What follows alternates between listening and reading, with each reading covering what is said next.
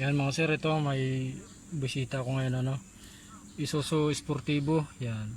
Blackout issue mga sir yung panel gauge. Nakauna yan mga sir pero wala, hindi siya gumana yung panel gauge. Andar na mga sir pero wala, hindi gumana yung PIM. Walang display, wala lahat.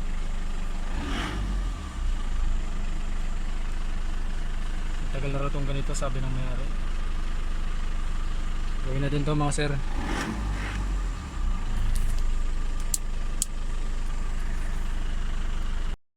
Yan, ito na mga sir yung panel gauge ng Sportivo. Yan. Taga dito lang din si sir sa Cavite. First time to mabuksan mga sir. Wala pang kagalos-galos.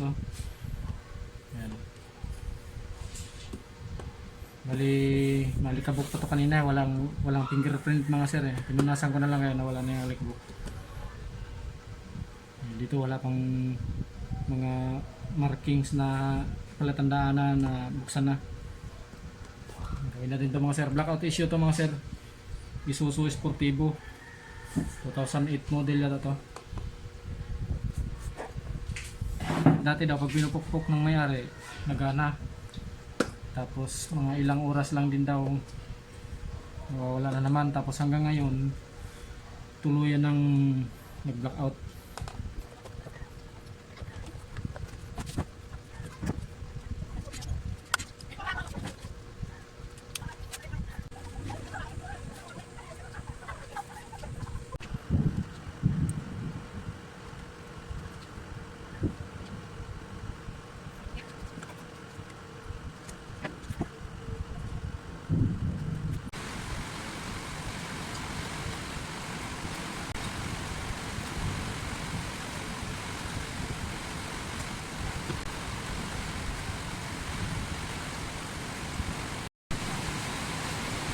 Yun mga sir, after repair is power up natin mga sir. Tingnan natin kung may power na siya, kung magkaroon na ng display dito sa udo niya.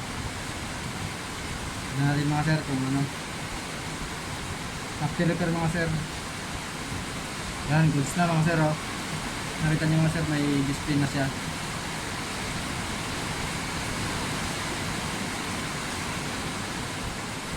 Yan na mga sir, goods na.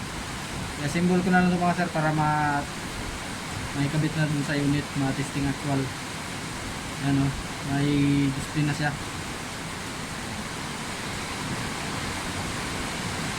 Yun, goods na.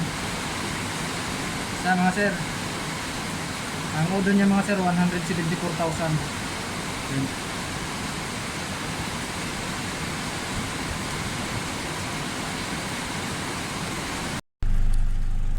Yan, okay na mga sir, yung panel gauge ng Isuzu Sportivo to sir, no? Isuzu Sportivo, yan, blackout issue mga sir, after repair, goods na. Ayan, may display na RPM, gano'n na. Tapos fuel, temperature, goods na rin. Yan, yung speedometer mo sir, goods na rin yan. Yan. Okay na mga sir, maraming salamat. Isuzu Sportivo, blackout issue.